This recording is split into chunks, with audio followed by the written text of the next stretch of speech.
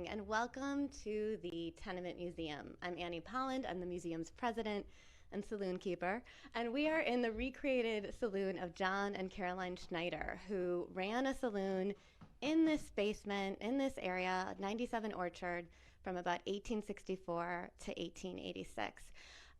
We're doing something a little differently tonight. Usually during the day, our visitors come through and learn from educators about the lives of John and Caroline Schneider, those of their neighbors in this neighborhood then known as Klein Deutschland, and they learn a lot about the debates that would have roiled through these saloons. People were coming here to buy beer, yes, and food, yes, but they were also coming here to talk about the day's events that they learn about in the newspapers. So in 1870, they would have read about the passage of the 15th Amendment in the German newspapers as well as the American newspapers that would have been here.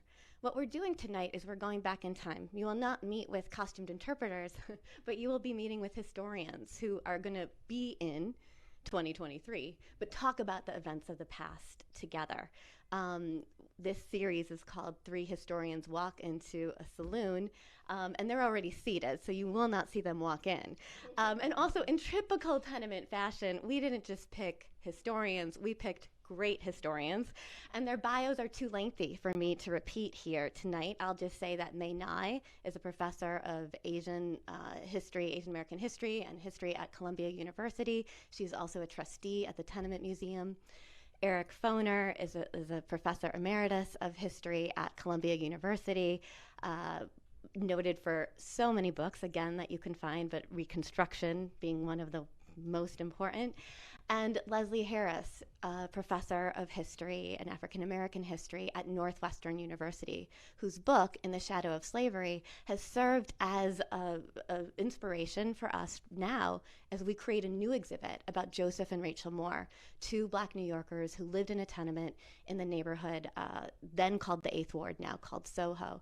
So they're going to be looking at primary sources that bring us back to that moment, but talking about the bigger issues of what was the 15th Amendment, what did it mean to the people living in the tenements, and in particular, what would have meant to the people living in the Eighth Ward, people like Joseph and Rachel Moore.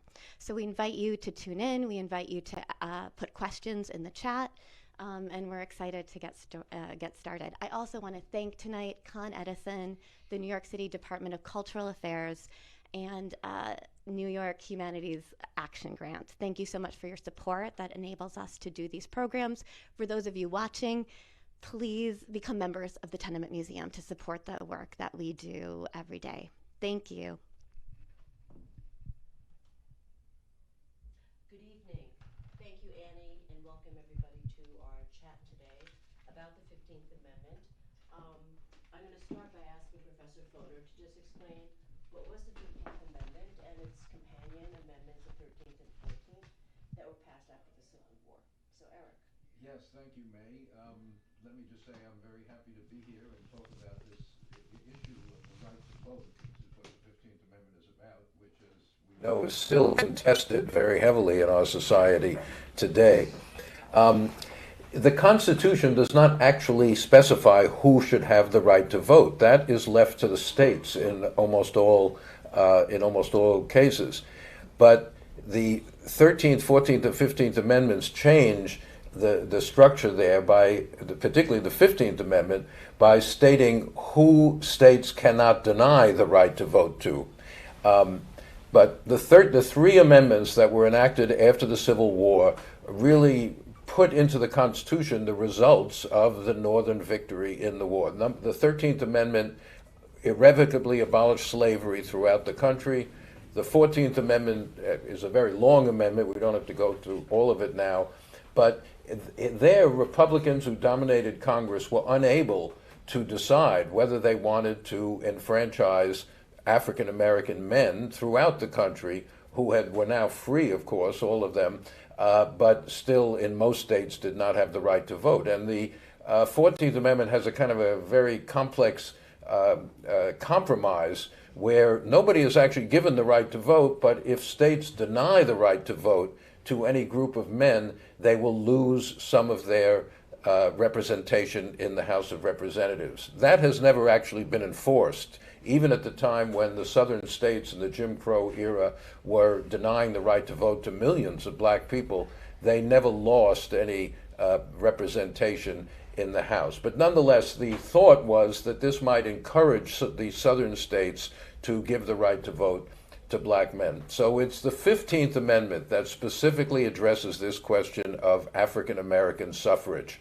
Not for women, it doesn't say anything about gender, but it says specifically that, the federal government and the states cannot use race, color, or previous condition of servitude, that is having been a slave, as a ground for denying anybody the right to vote. And in a kind of quick nutshell, what they're trying to do is to guarantee the right to vote to African American men throughout the country. You might say, well, that's obvious. If people are free, they have the right to vote. But that's not always been the case in our history. And at the time the 15th Amendment was enacted, only about 5 or 6 states, all of them in the North with very small black populations, actually gave African American men the right to vote. Or let me pull that back for a minute and say, just before the 15th Amendment, Congress had insisted that the ex-Confederate states give the right to vote to African American men. But at the beginning of Reconstruction, certainly, very few black men had the right to vote, and no black women had the right to vote at that time. So this was a major change in who was the body politic in the United States. And black people, North and South, former slave, former free, were jubilant that they were now recognized as part of the political system in the United States. So if the Reconstruction Amendments dealt with emancipation, right, what rights then did the former enslaved people have? But that jubilation was happening also in New York, where black people were not slaves, right? There was emancipation by the late 1820s. Slavery had been abolished. So if we can cue up this little article from the New York Times that shows, that reports on black people in New York celebrating joyously the 15th Amendment. So, Leslie, why would they, if they were not enslaved before the Civil War, why were they so jubilant? So black people in New York were not enslaved by this point, but many blacks in New York had relatives who were enslaved, and they had themselves been slaves. They had run away to New York as a place where at least they could have freedom. And that happens from the Revolutionary era forward through the Civil War, really, that New York was seen as a place to come to have greater freedom than in other, certainly than in the South, and that even in other more rural places in the North. But in terms of citizenship and the right to vote, they did not have the right to vote. So New York is known as a place that enacts universal manhood suffrage for the first time. But when they did that, they then took away the right to vote from black men, which of course at this time only men are voting. I will say there's a small section of New Jersey. New Jersey does have women who vote, and that is also taken away, but that's a slightly different story. So when New York establishes itself as this place of democracy, it means democracy for white men, but not for black people. Black men have to own $200 in property in order to vote. And so the number of voters in New York City, for example, goes from 300 when it was everyone had the same basis for how to vote to 16 at that moment. When the new Constitution, I think it's in 21, thank you, right before, thank you so much, the 1827 law outlaws slavery. This is clearly an attempt by white New Yorkers who fear emancipation, even though large numbers of blacks have already negotiated their freedom, stolen their freedom, taken their freedom because of the Emancipation Law. They still, with that final end of slavery, they really fear that there will be large numbers of blacks. And they make all kinds of claims about them. They'll sell their votes for money, they'll be corrupted, they're corrupt people, they don't have any morals, blah, blah. The right to vote in the North, not only in New York, in Philadelphia in the 1840s, blacks lose the right to vote. When people expand to the West Coast, to California and Oregon, those states outlaw black voting. Right.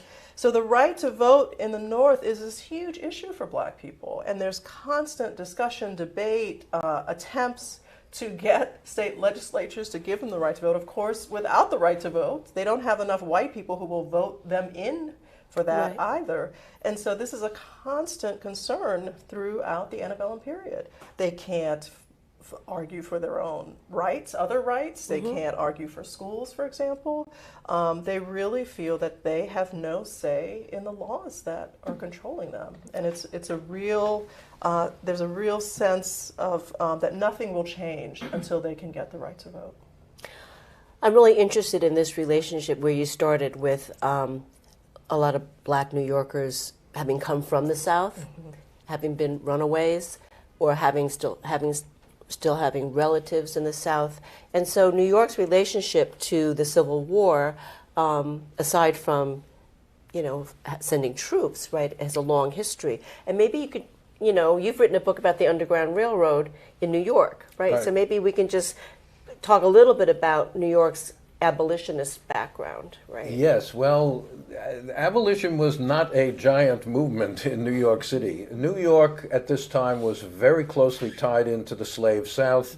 The cotton that was grown in the South was generally shipped to Europe or to northern factories by New York merchants. The Underground Railroad operated in New York, but in a very small way compared to, let's say, New England. And the people who managed to escape from the South were not safe here. Just like Frederick Douglass and many others, they had to keep going. They couldn't, because there were slave catchers in the streets of New York. This is the 1820s, 1830s, 1840s we're talking about. The Civil War changes this, although tensions certainly continue. I mean, the draft riots of 1863, where mobs of people, many of them Irish immigrants, assaulted Black people on the streets of New York, thinking that their presence was responsible for the war, for the draft, and things like that. So the 15th Amendment, the ratification of the 15th Amendment, even though slavery had long before been abolished in New York City, certainly erases a good deal of the racism that is built into New York City's economy and political system in the immediate aftermath of the Civil War. Of course, Frederick Douglass once said, if this is a democracy, that's why the right to vote is so important. He said, if we lived in a tyranny like Russia, he was thinking of Putin or somebody, it wouldn't matter. In other words, it wouldn't be such a deprivation. But since this country prides itself and is constantly going on about a democracy, to be denied the right to vote is a form of exclusion. That's why the women's movement focused so much on the right to vote, even though women had plenty of problems or inequalities, but the right to vote gets pushed to the fore because this is a self-proclaimed democracy. Right. So can we cue up the other article?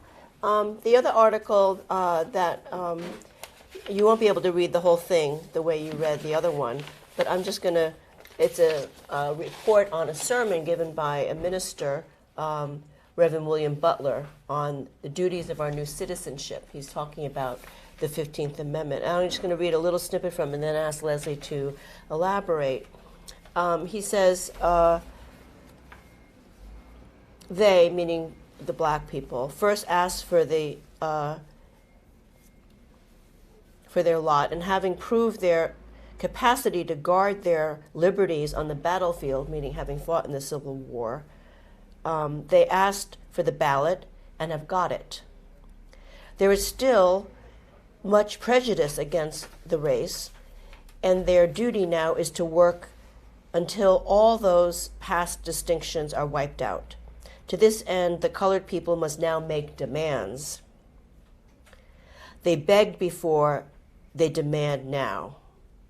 So can you talk a little bit about, what were the conditions in the Black community here in New York at the time, and what is he talking about in terms of what does he think they should be demanding? So what's been the problem for Black New Yorkers throughout this time, particularly after slavery, and then again when Irish immigrants in particular come in, but in terms of other workers too, is that they have not been able to hold jobs and be paid in the same way that white workers are. And so their income and wealth and sense of themselves is very compressed. There's only so far that they can go in freedom. And it creates this odd tension politically too, because whites say you're not achieving, you're living in poverty, you're living in squalor, but they're also not hiring black people to do the kinds of jobs that they could do. Even if you're educated, you often have to have a working class job just to make ends meet. There's no written laws against where you can live, but landlords won't rent to you. There are some black people who do manage to have businesses. The Downing family owns this famous oyster cellar, this famous restaurant and an oyster cellar, but they can only serve white people. And so if you want to make money, you have to decide whether or not you're going to be someone who only serves whites and be sort of part of the racist system. So the hope is that with not only the 15th Amendment, but the end of slavery, this civil war that has been fought for the rights of black people, the 14th Amendment and citizenship, that finally now black people will be hired into these jobs, and that in fact they can demand it as citizens. I think it's also saying that if before we had to petition and we had to beg and please white people, would you vote on our behalf? Now if they're full citizens, they should be able to say it themselves. They should vote people in and hold them accountable. They should be able to march in the streets. Prior to this time in the 1830s, even though the anti-slavery movement was so small, anytime black and white people together marched on behalf of black rights, there's a riot. Not to mention, of course, the draft riot and the massive violence of that.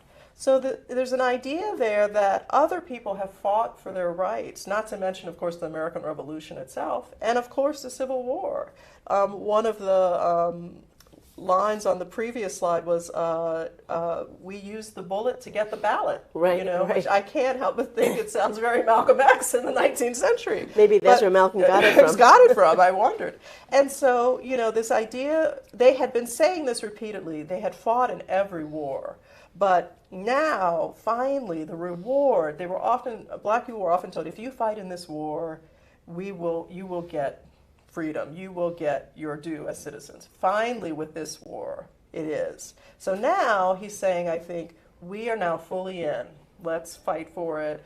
Don't be, don't hold back. Let's go all in and get everything. And then he outlines things, like we want our children to go to school, and they should go to school with whites. And don't take our teachers out of those schools. Everyone should be there together. Of course, that's not how it worked, but that's what he was, and make sure that you hire us and we get the same daily wage as everyone else.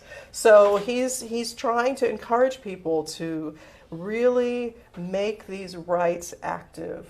And let's fight for them just as we should have been able to fight for them. Right. So it's this moment of tremendous opportunity. Absolutely. Right. And responsibility. Right. And yet we know that in the schools it didn't work out that way. Did black people achieve equal wages with whites in New York? I mean, so what happens when you get the vote and you don't actually get the things that people are demanding? Well, what is the prospects for the black community in New York in the late 19th century? Well, it's very difficult, but having the vote does give you at least some leverage, which you probably didn't have, as you were just explaining before this. Black politicians begin to appear in the late 19th century in New York.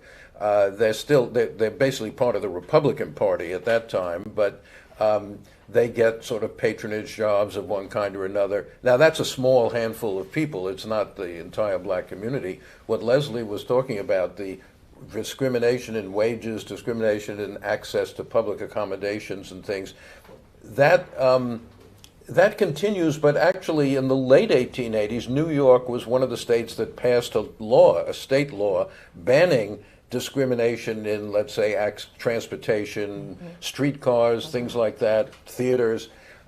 So there was, I don't want to paint too happy a picture, but there certainly was progress in the late 19th century. At the very same time that in the South, the Jim Crow system was beginning to be put in place, and because of some problems with the wording of the 14th Amendment, the 15th Amendment, or maybe more as a compromise between those who were not happy about black suffrage and those who were.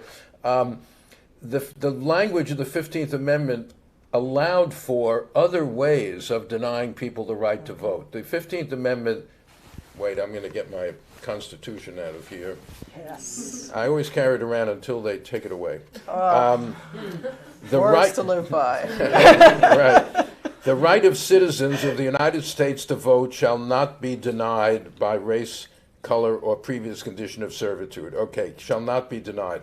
What about other ways of denying people the right to vote? First of all, the women's movement at this time was demanding gender or sex be in there also, but of course it wasn't. And so states could continue to deny women the right to vote with no legal penalty or anything like that. What about literacy tests? In many states, African Americans, of course, had not had access to education as slaves. What about property qualification? In other words, there are... Did New York abolish the property qualifications? well, that was a long time ago. Yes, 1821, Leslie was saying. For whites, but then For whites, Yeah, right. for whites, but blacks for- had to have, The black property qualification lasted all the way up to the 15th Amendment. right, okay. And that's 1870 here. So then they read the 15th Amendment as saying, this means the end of the property. We're going to have equal voting. right to vote.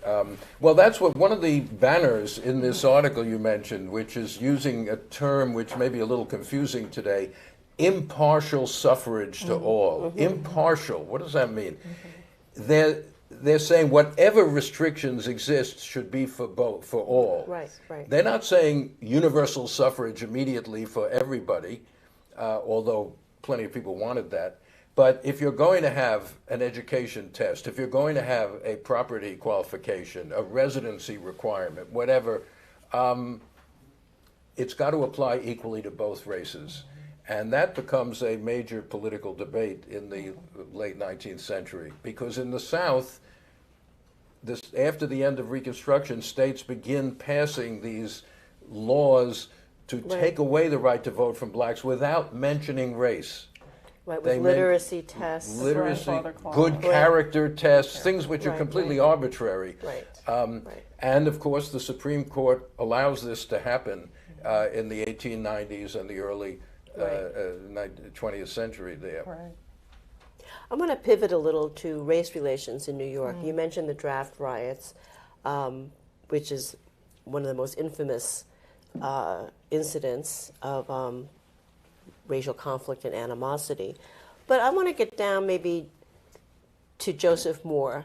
He's living in this back court alley behind another building, right, and Lawrence Street, which is now, I think, West Broadway. And actually, although it's a predominantly black neighborhood, it's not entirely black, right? And he's got Irish neighbors living there. So can you talk a little bit about that environment and what it was like, and were people able to live side by side peaceably? Yeah, at least absolutely. in some instances. There's no, there's no strict, legal segregation. Of course, it's totally according to who the landlord will allow and who wants to live next to each other. So, not only though I want to mention, not only is Joseph Moore living in a neighborly way, he also has a boarder who is an Irish woman with her son, who is denoted as mulatto.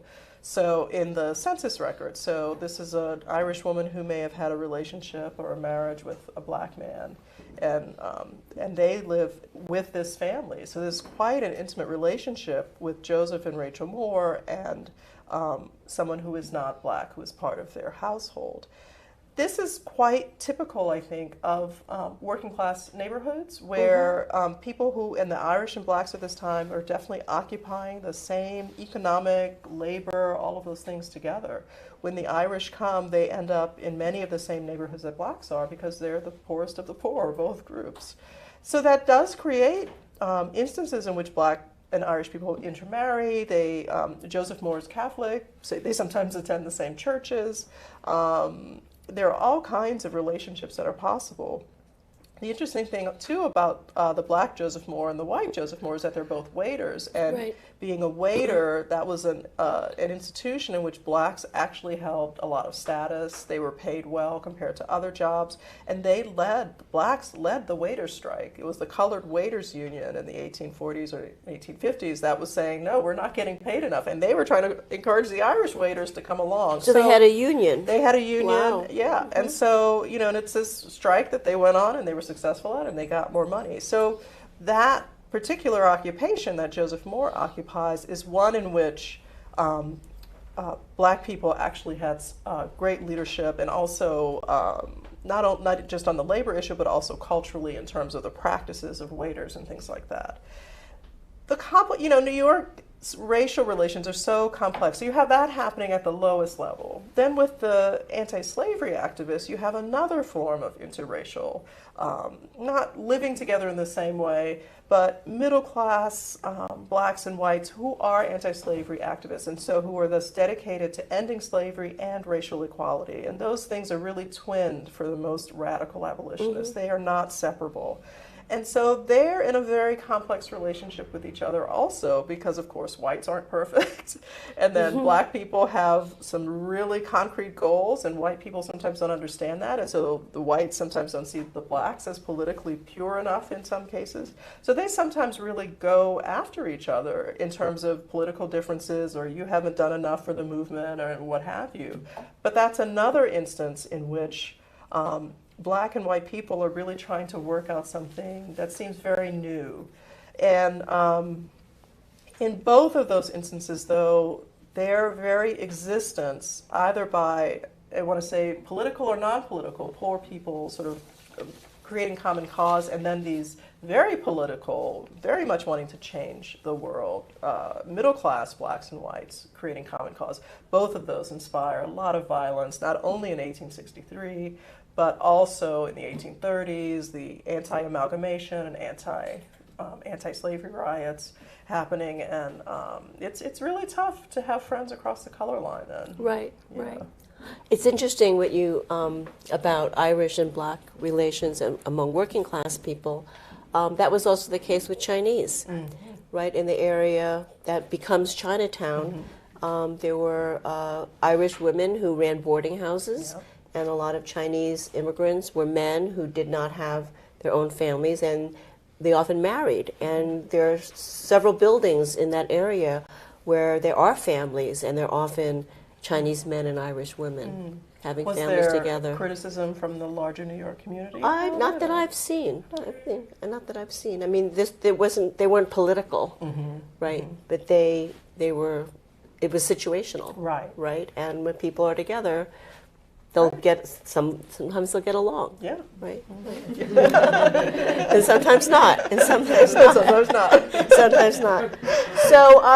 So let's talk a little bit about what kind of lessons we might draw. And the right to vote is, really challenged. It's been gravely challenged in the last generation, right? With slowly the right to vote being whittled away. Let's talk a little bit about what's going on now. Well, it's very important to realize that the right to vote has been contested throughout American history. And it has expanded at many times, but it also has contracted as well. And we should not think of American history as just a kind of onward and upward process where, yes, we began with discriminations, but we've sort of solved those. No, it's much more complicated than that. Right. There have always been people who think too many people are voting. The Federalist Party, you could start with them, and conservatives all the way into the 19th and 20th centuries. Efforts to restrict the right to vote, of course, the most women, of course, with the exception of New Jersey, well known for its radical ideas. But for a short period of time, the Constitution of New Jersey allowed women who owned property to vote. That didn't cover a heck of a lot of them. It was mostly widows, but they did vote in the early 19th century. But putting that aside, women, of course, could not vote until well after Reconstruction in most states. At the 19th Amendment, 50 years after the 15th. But there were, efforts to restrict immigrant voting, Chinese voting, other Asian groups voting. And one of the lessons of all this, I'm sorry to say, is that the Constitution is not self-enforcing. And, we rely on the courts, for example, to try to secure our rights. But in this case, the Supreme Court for decades allowed for the abrogation, basically, of the 15th Amendment and the denial of the right to vote to large numbers of African American people in the South. But that itself is an important fact, that the Jim Crow system, which included disenfranchising blacks, was a regional system. It was not the whole country. And that left, in places like New York, the right to vote was maintained all the way through. It never was taken away the way it was in the South. And so the black population, once migration from the South starts in earnest, the black population of New York become very important on the national scene. There's enough of them that they can affect the outcome in New York State. And New York is by far the largest state at this time. And so if you carry New York, that gives you a big, jump ahead in terms of the presidential elections, the House of Representatives elections. And so the fact that black people retain the right to vote in New York, where they're losing it in other states, this is the 1890s, et cetera, is an important political fact and means that both parties have to curry favor with black voters to some extent, because those votes are, a significant part of the political system. But blacks are not yet electing their own. Well, they are Congress, in very local kinds in local of, elections, right? But electing your own, well, I don't even know when the next, probably in the 1930s, when was the next black member of Congress from New York?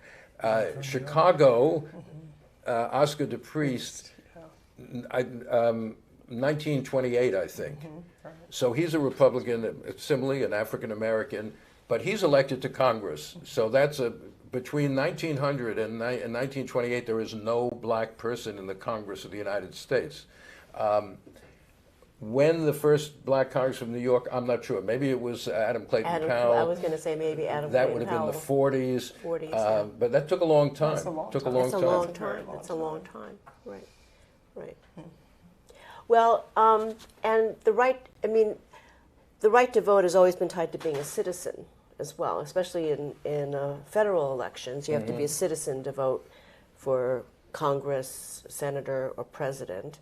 So one of the ways that the right to vote was restricted was to keep people from becoming citizens, right? So African Americans are citizens by virtue of the 14th Amendment, right? But the 15th Amendment does say citizens cannot be denied the Right. right to vote because of race. But if you can deny somebody not a citizen, you don't Right. you don't even get there. Right. So the Chinese exclusion laws, for example, not only kept Chinese from entering the country, but also denied all Chinese the right to naturalization. And so in that way, the vote was denied to them.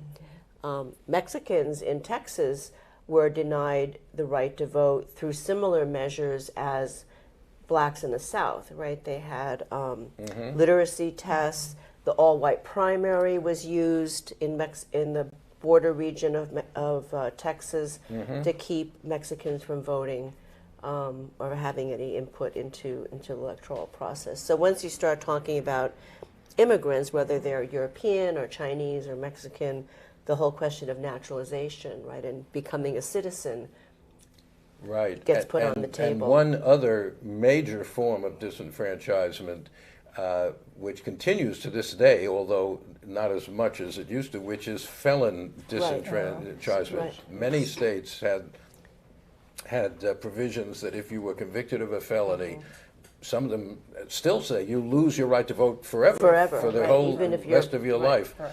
And of course, these things were tied into the Jim Crow system so that black people would be hauled into court for minor offenses, but they were called felonies, and therefore they'd be sent to jail, and they would lose the right to vote. This was a flashpoint just a couple of years ago when Florida the voters of Florida approved a referendum which was meant to give the right to vote back to Right. felons who had served their time. But the legislature of Florida refused to acknowledge, even though it was passed by a significant margin, the legislature of Florida, which is a kind of weird place right now. Yeah, really.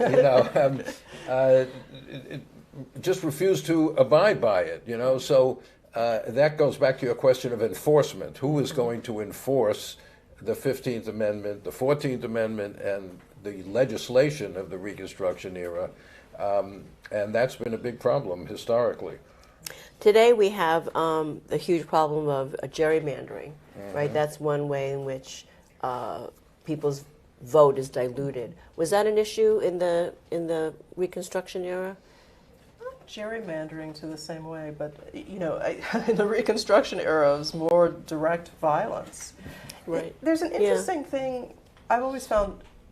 So in the Reconstruction era, even with the right to vote, Black people also, knowing that women couldn't vote, they had this understanding of voting as something that wasn't only individually owned by individual men, but they would actually meet and discuss what was in their best interest in communities, church meetings and things like that before voting, which I vote, we imagine that citizenship and voting and democracy are all tied together. But certainly during this period when women couldn't vote, we now can vote at age 18 or 21, but that's relatively recent.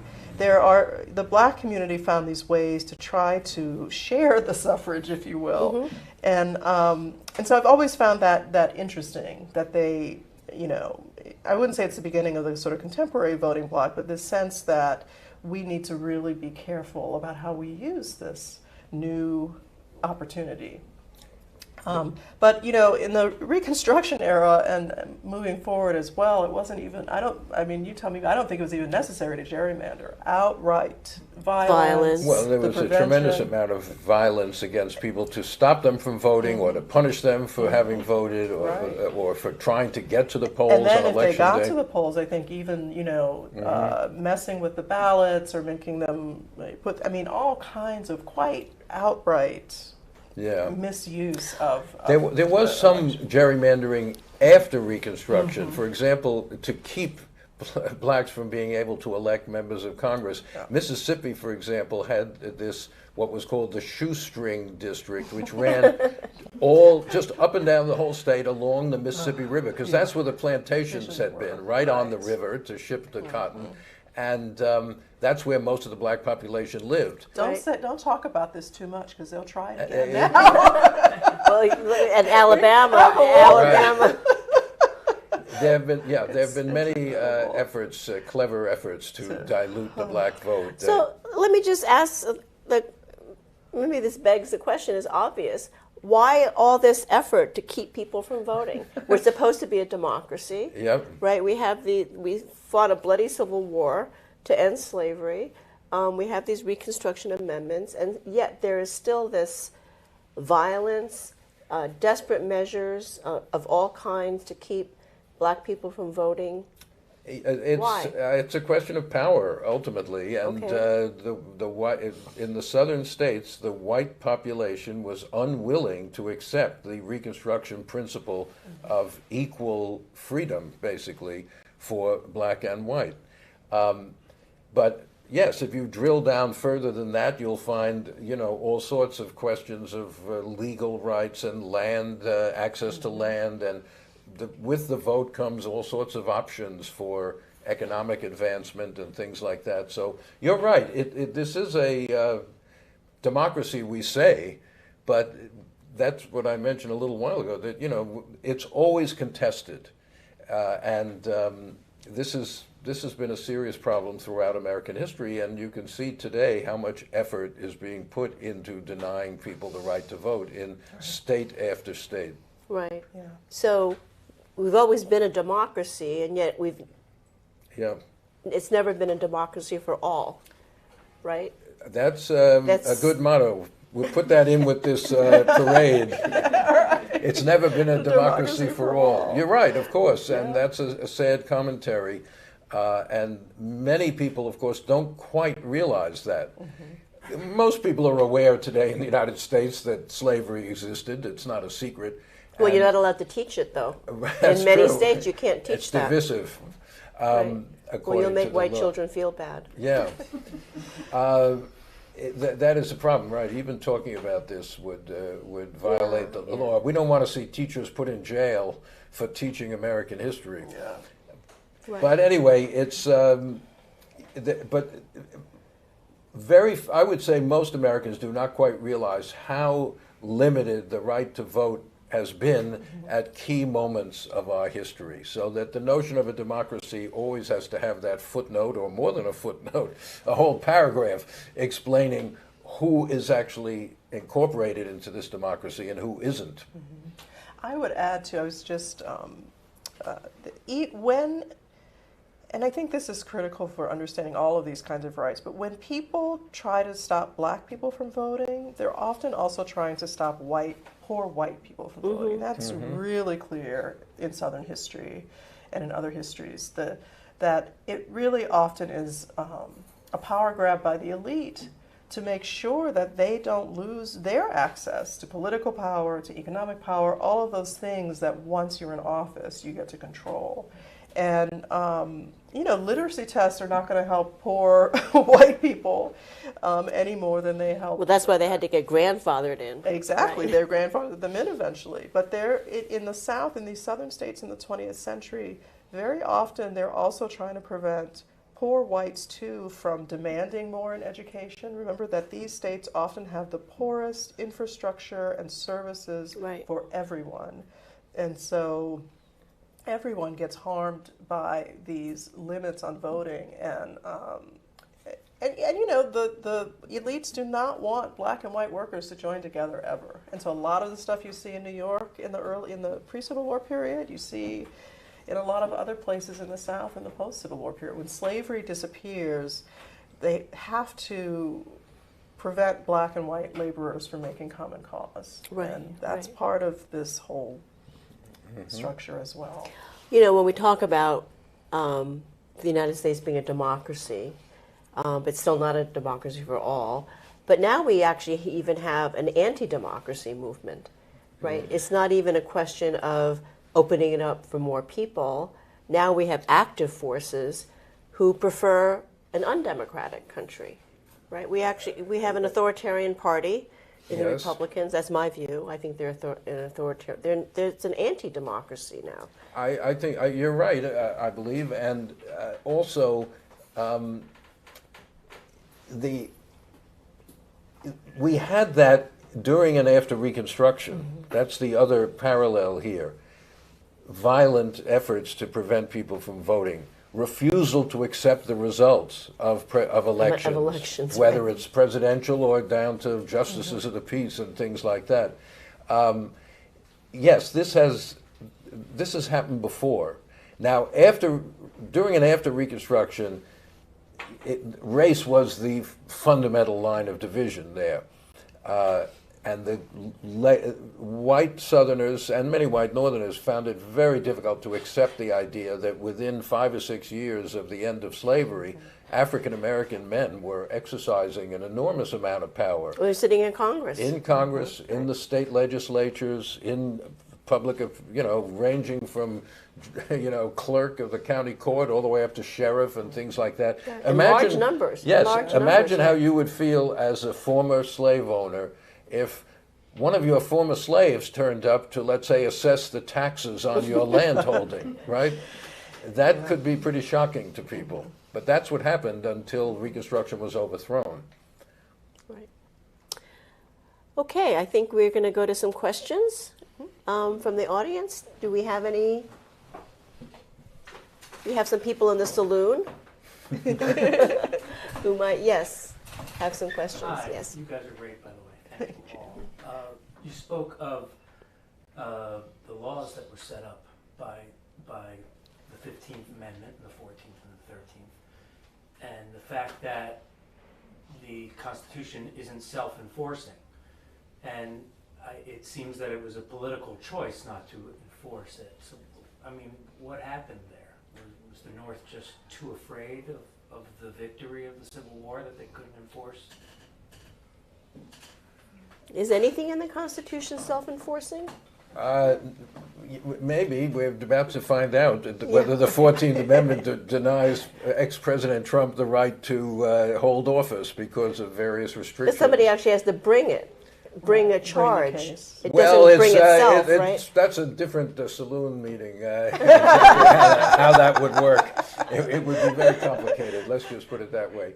I think what everyone has been saying here is that very profound issues of, economic development, for example, it wasn't just a question of preventing cooperation between black and white workers. There's a giant debate about what course should the South take for economic development. Should they try to pour money into infrastructure, schools, things to boost up the economy and benefit maybe everybody, black and white, or should they just lower taxes and try to attract outside capital with all sorts of favors and gifts? These issues are still with us, so to speak. So you've got a lot, and railroad development, all that kind of thing was going on in the late 19th century.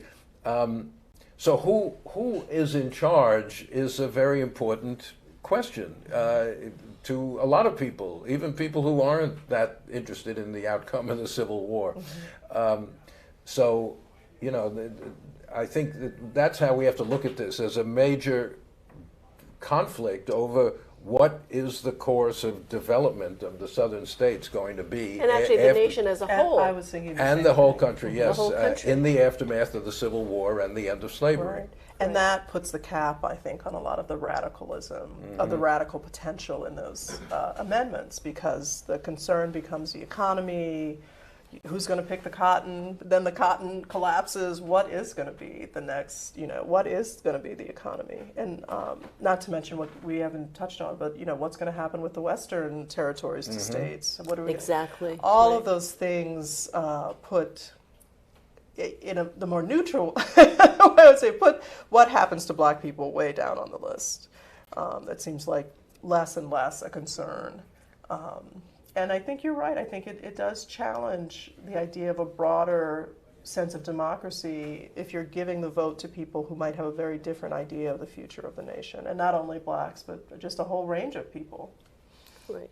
I mean, and we know what happens towards the end of the 19th century is that the 14th Amendment gets reinterpreted to support the rights of capital, right? I mean, this is when corporations become legal persons, and they use the 14th Amendment to advance their interests, while at the same time, the rights of African Americans diminish.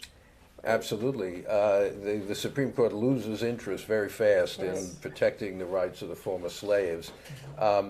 And in fact, this is another area where the modern day, parallels are pretty clear, where for decades, the Supreme Court did everything it could to limit the impact of the 13th, 14th, and 15th Amendments. All of them cry out for interpretation. It's not self-evident what such phrases like equal protection of the law actually mean. But when confronted with the need to decide what they meant, the court over and over again interpreted the amendments in the narrowest possible way. And we now seem to be facing another time where the Supreme Court is bent on pushing back against expansions of people's rights, which has happened in the last 30, 40, 50 years. Other questions? I actually want to go back to that question, because I think we're all concerned about the same thing. And I guess what I'm wondering is, are you saying that rights laws could not have been written in a way where they could be enforced, where enforcement was part of the law? And that's not just, seems to me, not just a question about the 15th, 14th, and 13th Amendments, but going forward. Are you saying that there is something in the way American laws are written, especially rights laws, that it's always going to be up to political will? Or has anybody found a way to create, to build enforcement, to taper it away from political will, which is, I think, what you're all describing?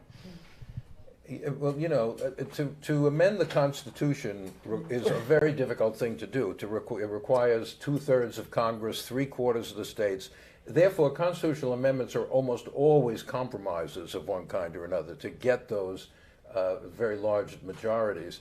The Reconstruction Congress, not just the constitutional amendments, but legislation, did pass laws trying to protect the rights of the former slaves, to use federal power to go into the South. President Grant sent troops back into the South to crush the Ku Klux Klan. The power was there, latently, in the constitutional amendments and the legislation. As I say, I don't mean to be so disrespectful of the Supreme Court, but they, over and over and over again, eviscerated what the Congress had tried to do to create a structure where the rights of the former slaves would be protected. I'm not saying this was nirvana. I'm not saying they were total egalitarians who wanted to erase all difference between, no. But they were trying. There was a Civil Rights Act Yeah, passed after the Civil War. That's right. That the Supreme they were Court trying right. to get away from. I often call Reconstruction an exercise in regime change, a phrase of the modern era. They were trying to change a pro-slavery regime into an anti-slavery or a post-slavery regime. And that's not an easy thing to do. So, we know the history. It was a remarkable thing to try to accomplish, actually. You make me think of the thing that I've been thinking about, not only with this history, but with so many moments in history, which is that it takes a long time for things to change. Like the more I read about these amazing, like I think about the anti-slavery activists and what they wanted, which was racial equality and the end of slavery, and how long it took them. And then how long after Reconstruction it took to get to 65. You mean to the Civil Rights era, the modern Civil Rights era. Right. So that many of the things in that era actually get realized in the modern Civil Rights era.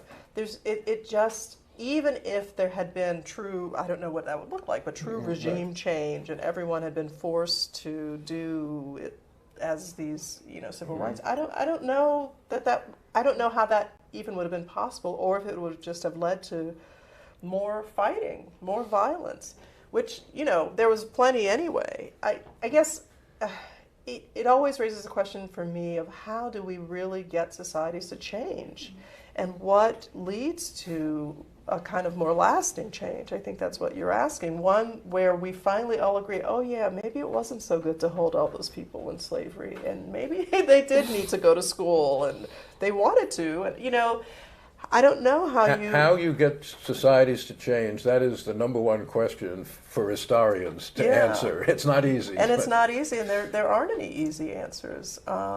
It really is.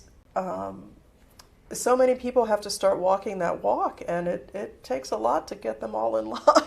I don't know. But I also think that, we kind of walk a delicate line between nothing ever changes. Yes.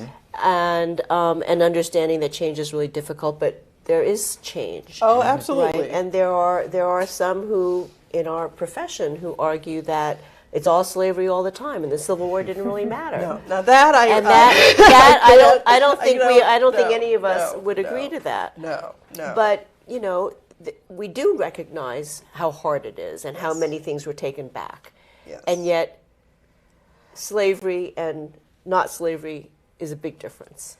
For me, Right. it is a big difference, and I think for the people who actually experienced slavery, I think It's a big the majority difference. of them say it was a big difference. Right. And I think we have to listen to formerly enslaved people when they say this mattered, and I will hold to that. I do think, though, what we lose when we say that what happened after, say, 1865 is the same, is that we lose understanding what was new, what the new forms of oppression were, and how we have to fight those differently. And I think that's really important as well. So I think, Yeah, I do think there is an end to slavery. I'm not saying that change doesn't happen.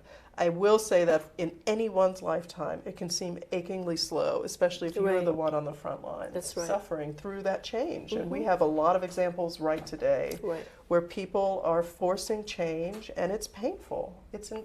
it's not just painful; it is deathly. So none of these historians here figured out a way around it. Right. Other questions?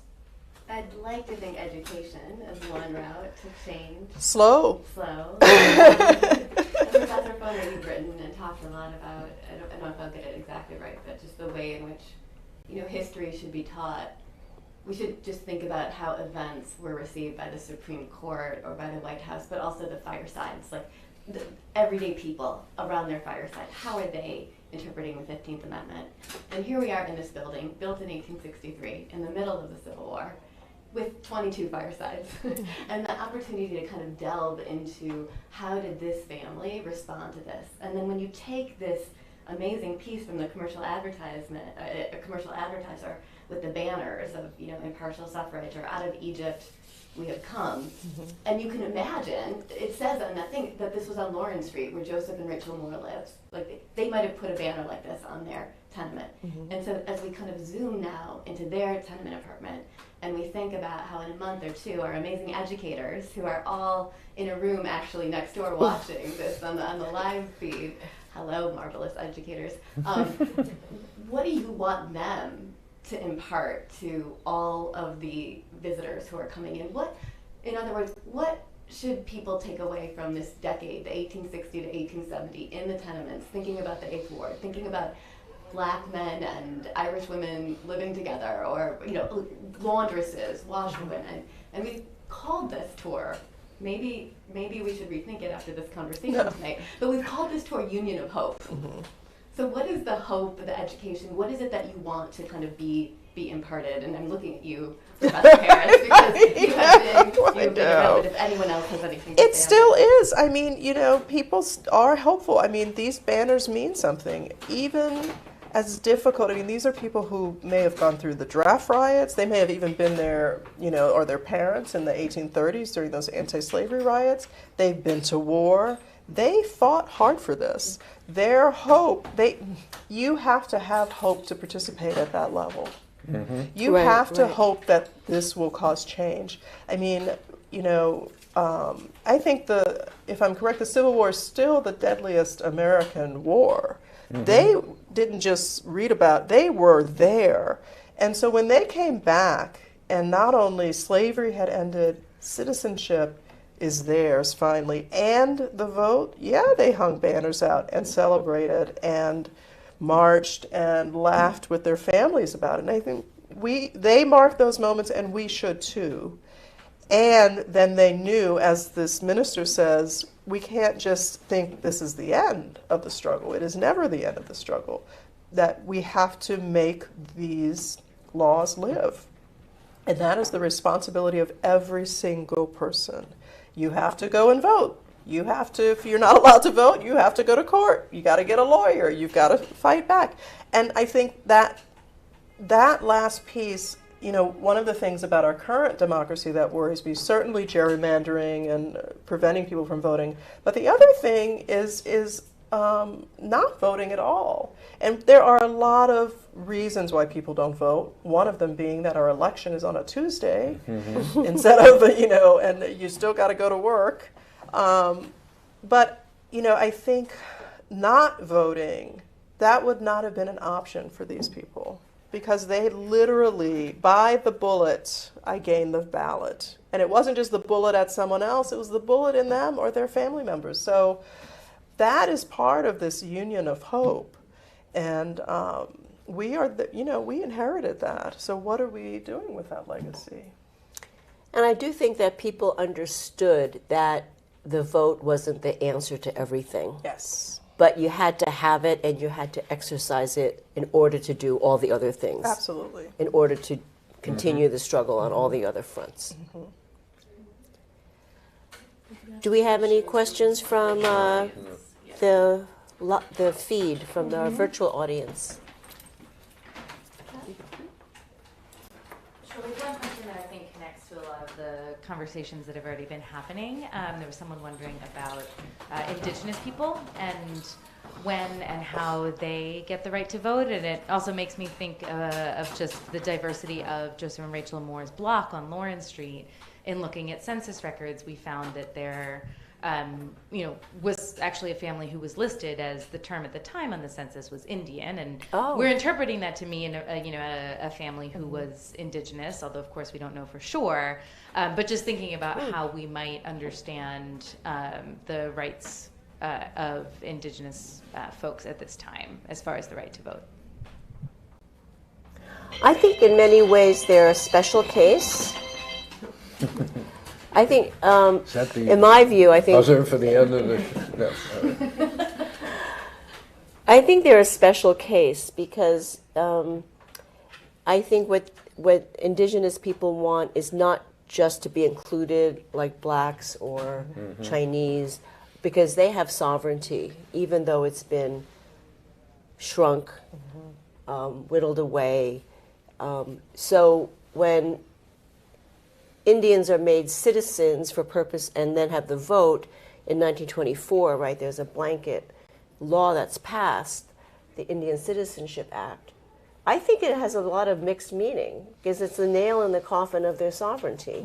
So it's not as simple as they got the vote because they lost a lot with that. Right. And I don't know what Indians were doing in New York in 1860. That's interesting. I mean, there's I know there's a movement of Indians to the cities in the 20th century. Right. But I don't know about the 1860s. There could be. I've been reading a little bit more about urban Native Americans in urban places in the 19th century. You know, our history of Native Americans is a little bit, you know, the sort of they were all removed, they all died. We have overstated that. So the other thing, though, I'm wondering, so it could be Native American. The other thing is that there are South Asians. There are people from India.